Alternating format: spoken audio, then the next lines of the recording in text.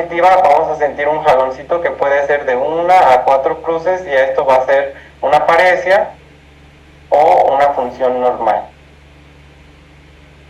Y esta es la sacádica, y en la posición sostenida, pues aquí lo que tenemos que hacer es igual en el limbo que está del lado de la limitación de la aducción, vamos a fijar al lado contrario a la limitación, vean en este ojo, y se mueve al lado contrario a la limitación. Entonces vamos a observar dos resultados. Uno, que no hay oposición, esto es una parálisis, o dos, hay oposición de 1 a 4 cruces dependiendo de lo que estemos sintiendo con la pinza, y esto nos va a dar la posibilidad de que es una paresia o una función normal cuando tenemos las dudas. Esto es lo mismo, mencionábamos aquí que pues hay que tomar el movimiento, vean como aquí hay una restricción, y vamos a ver que al momento que queremos llevarlo, lo único que vamos a hacer es empujar el globo ocular hacia la órbita y nunca lo vamos a poder llevar hacia la zona limitada, y esto nos debe de dar una alarma.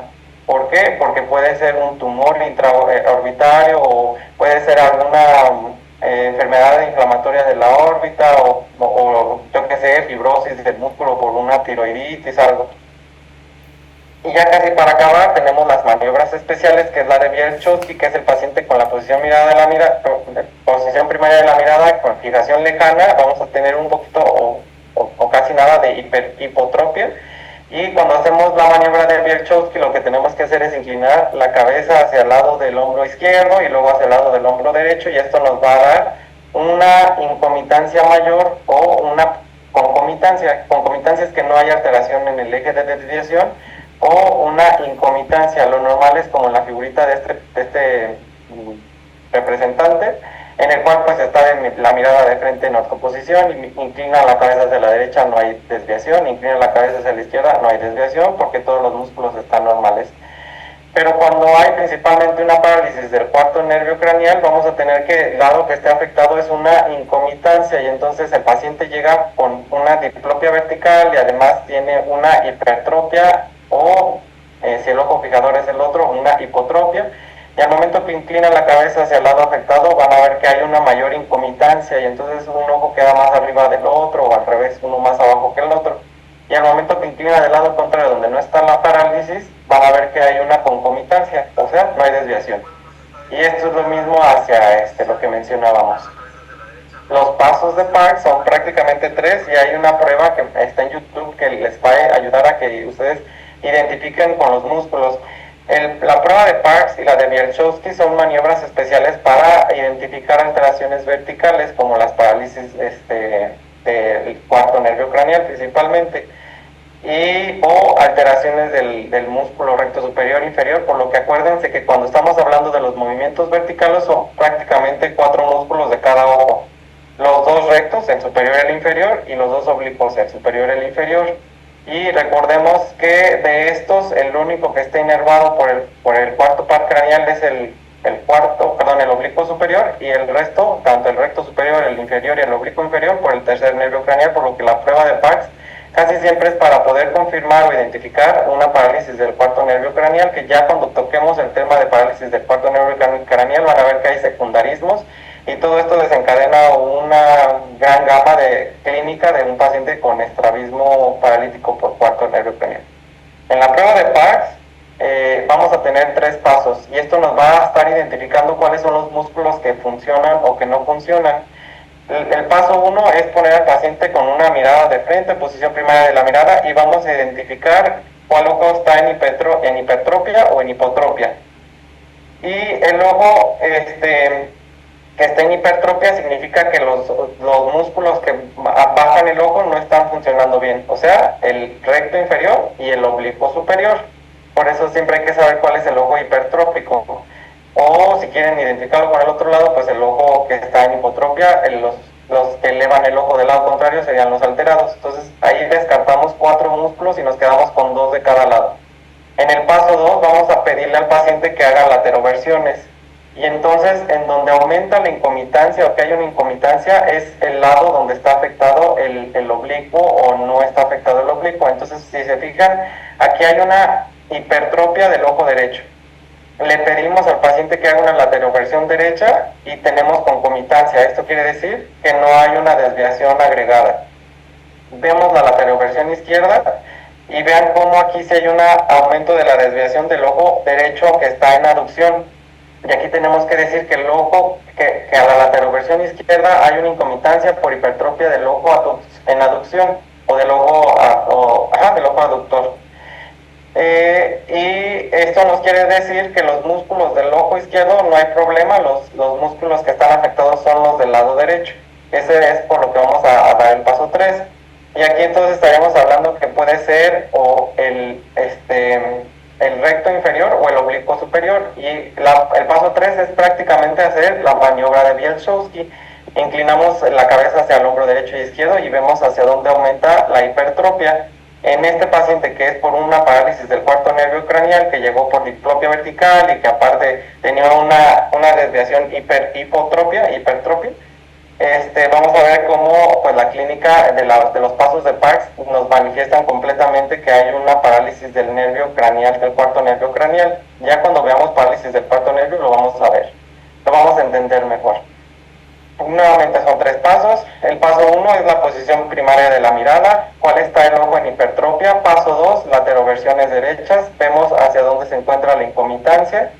Y paso 3, el Bielszowski. Hay quienes agregan a la maniobra especial de Parks un cuarto paso que son las pruebas de deducciones forzadas, pero pues realmente no es necesario realizarlas. Esto es un diagrama en el cual identificamos pues justo las alteraciones en los pasos de Parks. Y ya por último, las maniobras especiales que vimos fue la de Bielszowski, la de Parks, y esta es la de Posner, que nos va a explorar o va a identificar con mayor forma o exactitud la desviación vertical disociada y o con en conjunto la hiperfunción de oblicuos inferiores, que en las endotropias no acomodativas, que son las congénitas, vamos a ver que pueden coexistir las dos cosas, tanto la hiperfunción de oblicuos inferiores como la DVD. Entonces, para saber cuál es cuál, podemos apoyarnos con la maniobra de Posner, y estos dos pasos son los siguientes. El paciente va a estar en ortoposición de frente, colocamos un oclusor translúcido frente al ojo que no está fijando o cualquiera de los dos, y vamos a ver justo este movimiento de elevación, exciclotorsión y abducción. Este es un movimiento que va a ser lento hacia arriba. Esto tiene que ser con un oclusor translúcido o uno opaco, pero lo tenemos que fijar por detrás del oclusor que está pasando con este ojo. Y luego vamos a poner otro oclusor opaco o translúcido frente al ojo que está fijando, y lo vamos a hacer de esta forma. Entonces prácticamente le vamos a tapar los dos ojos. Y aquí lo que vamos a observar es que al momento que tapamos los dos ojos, el ojo que estaba en DVD o con la desviación vertical asociada va a regresar a la posición de enfrente. Y es por eso que es importante aquí el oclusor translúcido. La doctora Barón, que es la presidenta del Centro Mexicano de Estrabismo, mi maestra, ella decía que la prueba de Posner que ella hace es en el ojo que está fijando, vamos a poner un oclusor translúcido y el otro con un oclusor oscuro, y vamos a pasarlo de forma breve pero continua de esta forma, o sea, de arriba hacia abajo, para que veamos justo esos movimientos tan especiales del DVD, la exciclotorsión, la abducción y la elevación o depresión. Y la maniobra de Gallegos es en endotropias congénitas en las cuales tenemos la duda si hay una variabilidad del ángulo. El doctor Gallegos es un estrabólogo muy impresionante que está ahorita en Querétaro, en el IMO, y él ideó esta maniobra, por eso lleva su nombre, yo lo conozco. Con un oclusor opaco sobre el ojo desviado. Vamos a pedirle que el paciente con el ojo que no está ocluido haga una abducción, o sea, lo lleve hacia afuera con un objeto de fijación, y el músculo medial se va a contraer por 3 a 5 segundos. Vamos a volver a regresar la fijación hacia enfrente, como en esta pequeña, y vamos a ver que el ángulo del ojo desviado se va a variar. Puede ser a veces 30, a veces 50, a veces 60, a veces 20. Y esto es un estrabismo de ángulo variable que en el programa lo agregué porque es importante identificarlos. Muchas veces es difícil identificar la variabilidad del ángulo, pero tenemos que estar seguros que no va a variar el ángulo, porque esto es una prueba altamente para el éxito quirúrgico en los pacientes con estrabismo, principalmente endotropias. Y eso es todo. No sé si tengan alguna duda.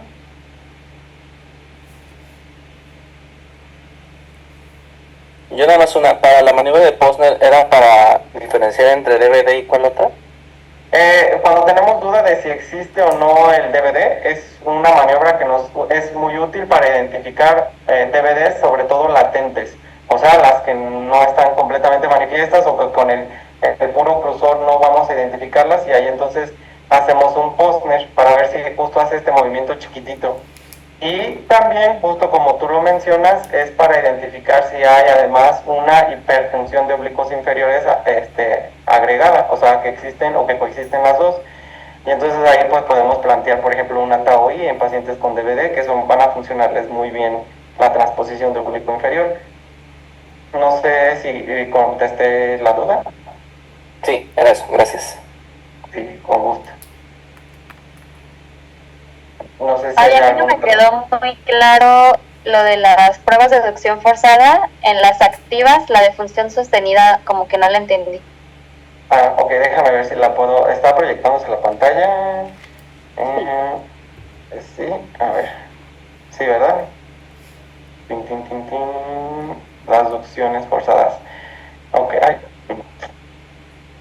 En las ducciones forzadas, pues recordemos que es la pasiva y la activa. En las ducciones pasivas no hay duda, es el lado, el limbo contrario. En las activas todas van a ser siempre en el lado afectado. Y entonces aquí lo que podemos es que van a ser dos pruebas activas, la movimiento sacádica y la de posición sostenida. La de movimiento sacádico, lo que vamos a solicitarle al paciente es que mire al lado contrario donde está la limitación, y con la pinza vamos a mantener justo en esa zona donde el ojo va a estar, por ejemplo, en aducción, y le pedimos que haga un movimiento sacádico, o sea, rápido hacia el lado donde está la limitación, y vamos a saber si tiene o no una función al momento de que nosotros sintamos un tirón. Esa es la sacádica. En la prueba activa es igual, vamos a pinzar el limbo donde está la limitación y vamos a fijarlo del lado donde no está la limitación. Y perdón, la fijación va a ser hacia el lado de la limitación, como en la imagen B. O sea, el paciente va a ver hacia el lado donde está la limitación, en este caso al lado derecho. Y el ojo contrario va a generar también cierta como movimiento o tironcito, en el cual, pues si te fijas, no es como un movimiento sacádico tan rápido, sino que es más bien como de posición sostenido, en el cual el músculo no se va a contraer de forma brusca, sino que es un poco más sutil. Y aquí pues vamos a tener dos escenarios, una que es negativa donde no hay oposición, en el cual el paciente pues no va a sentir, o más bien no va a haber un movimiento hacia ese lado y tú no vas a sentir ese tironcito, y esa es una parálisis. O si podemos llamar a la posición sostenida positiva, con 1 a 4 que vamos a sentir que se mueve un poquito o intenta el ojo llegar hacia la zona que estamos intentando que el paciente vea. Entonces ahí es donde le llamamos paresia o función normal. Prácticamente es lo mismo, solamente que uno es llevar los ojos al lado contrario y rápido pedirle que mueva los ojos al lado limitado. Mientras que en el otro, pues vamos a nosotros llevar el ojo hacia a la zona no limitada y vamos a pedir que él vea de manera como tranquila, sostenida, al lado limitado, para ver qué tanto si alcanza a mover el ojo. No sé si se respondió mejor la duda. Sí, gracias.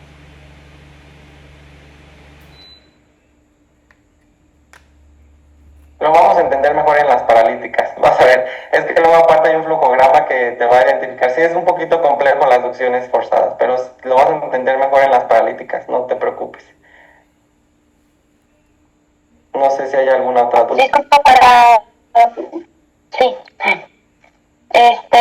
Disculpa, aquí en los estrelismos tomamos en cuenta el ángulo capa, o solo es algo como más bien teórico, porque lo que estuve leyendo, pues en las pruebas, la única que te puede medir o te deduce de una manera indirecta el ángulo capa es el método de Bruckner, pero no sé si esto tenga alguna relevancia clínica o si es como más bien anecdótico o cómo No, es que sí, se utiliza esta sí parte, como que eso no me quedó claro de la función.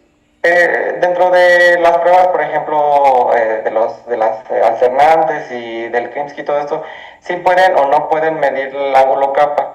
Y aquí realmente lo que yo he notado de los estrabólogos es que no los toman mucho en consideración en una planteación quirúrgica, pero sí puede llegar a funcionar hacia la cuestión de que cuando queramos hacer una cirugía milimétrica, tomar en consideración bien el ángulo capa para saber que vamos a mover 2 milímetros o 3 a retroinsertarlo, pero en la escuela mexicana es más hacia una cirugía dinámica. ¿Esto qué quiere decir? Que nosotros pues vamos a recolocar o colocar el músculo a la zona que nosotros sintamos como la diferencia de la contracción, pero realmente es útil cuando vamos a hacer cirugía milimétrica. Pero en las demás es como mencionas tú, es anecdótico que puede o no funcionarnos, pero es bueno saber que existe. Porque igual si luego hacen un pantalla y solamente es un ángulo capa, pues a lo mejor y no hay este movimiento de refijación y solamente es el ángulo capa. Entonces cuando ustedes se están fijando dicen, ay, pero ¿por qué si el paciente se ve con una endo y no se mueve el ojo? Pues dices, ah, es el ángulo capa, listo, adiós. Que puede ser negativo cuando está hacia adentro y que puede ser positivo cuando se hacia afuera. Y aparte los corneólogos creo que sí le toman mucha más importancia a esto para las cirugías refractivas. Y por ejemplo, ¿hay alguna manera o cómo se mide normalmente? Porque lo que estuve leyendo nada más mencionaba fusil.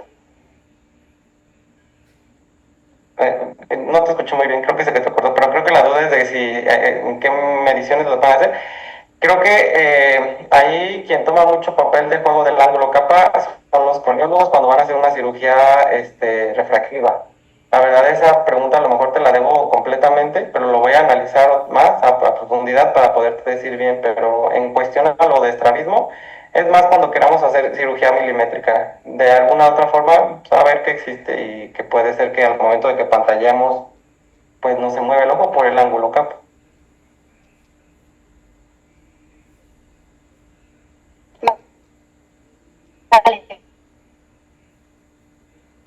No sé si hay otra duda. Hola Dani. Hola Bernie, ¿cómo estás? Yo tengo dos dudas. Dime. Me llama la atención, para todas estas pruebas es mejor en midriasis farmacológica, porque creo que casi todas las del Romero API están como en midriasis, o da igual hacerlo sin midriasis farmacológica. No, sí es una muy buena pregunta. La midriasis farmacológica va en los pacientes pediátricos, recuerden que va a romper pues esta acomodación y entonces ahí es cuando ustedes van a ver en mayor esplendor la desviación.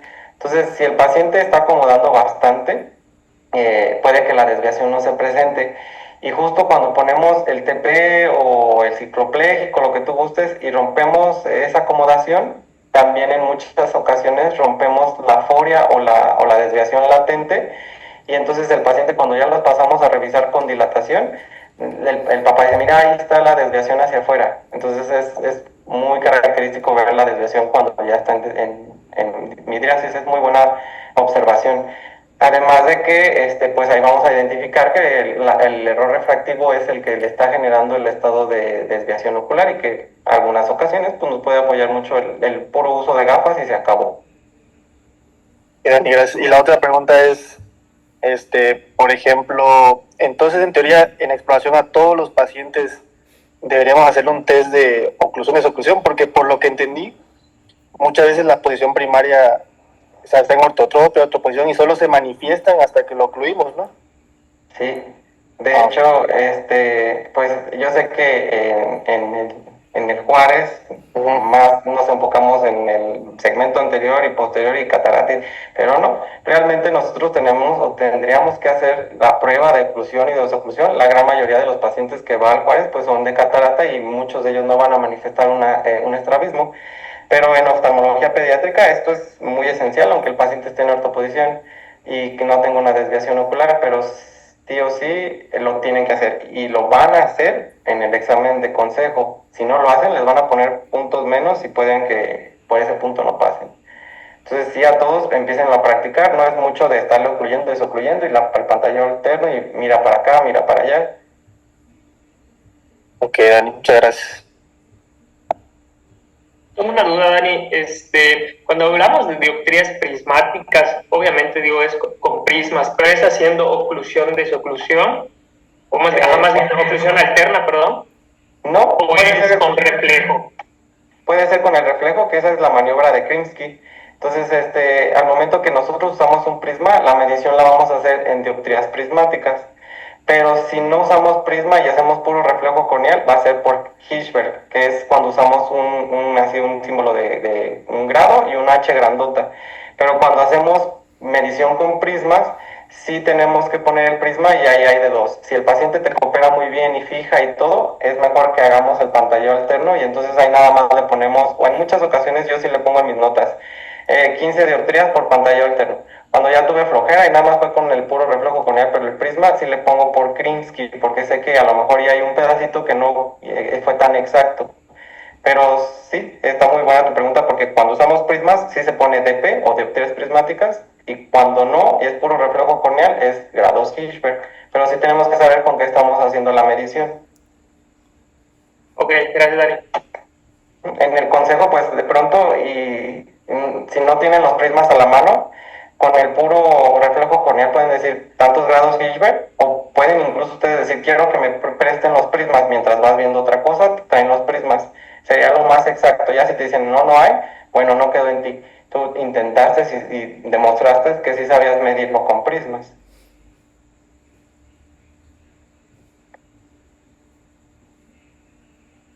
No sé si hay alguna otra duda.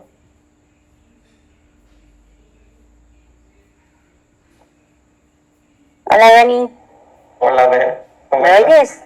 Oye, Sí. perdón, yo hice los rayones. Sí te vi, me desconcentré un momento. Perdóname, es que se fue la pantalla y según yo le estaba intentando. No sé, perdóname. Una disculpa. No te preocupes.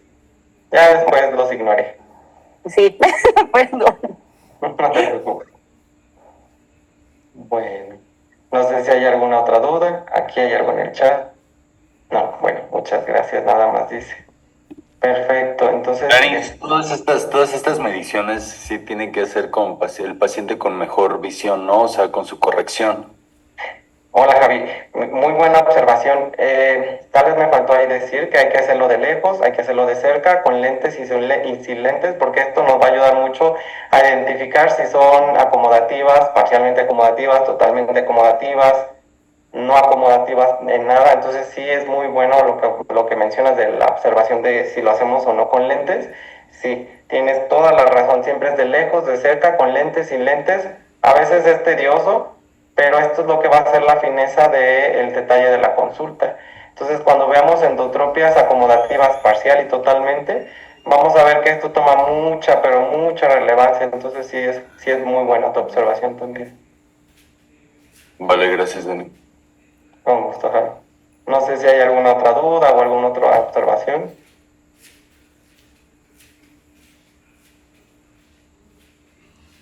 Vean que es muy interesante el estrabismo. Solo a los retinólogos no les gusta. Se les hace muy difícil, yo creo.